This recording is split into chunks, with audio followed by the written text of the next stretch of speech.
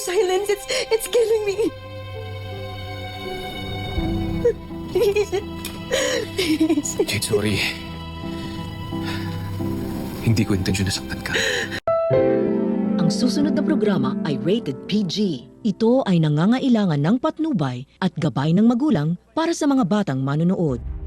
Kapakapanabik na po ang eksena maging ang kaganapan na ating pagkatutukan at ating nga rin namang pagkasubaybayan dito lang sa ating pinagkakabangan at pinagkakatutukan tuwing hapon na Mami Dearest. Simula pa lang din kasi ito na ito nga rin naman kasing si Flor ay gagawa nga rin naman ng paraan para dito nga rin naman ay alamin nga rin kung meron pa bang dapat malaman itong si Emma dito nga rin naman kay Jade.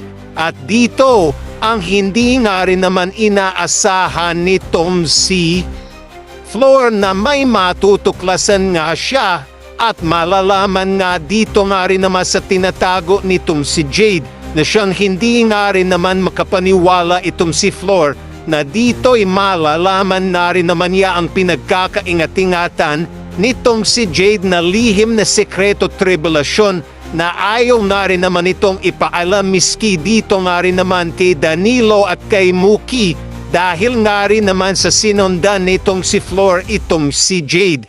At dito narinig na rin naman ito ang tila mga pinagsasabi nga rin naman nitong si Jade na siyang ikinabiglat ikinagulat na lalot nitong si Flor nang dito'y malaman nga rin naman niya ang sekreto tinatago nga nitong si Jade dito nga rin naman sa kanila.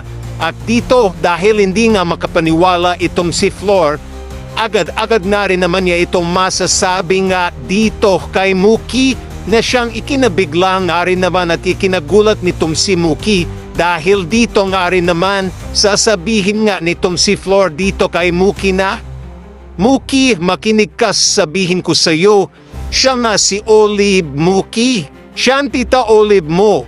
Dito nga rin naman ay bigla nga rin namang sumulpot itong si Jade at dito narinig na rin naman niya ang pinagsasabi nga nitong si Flor.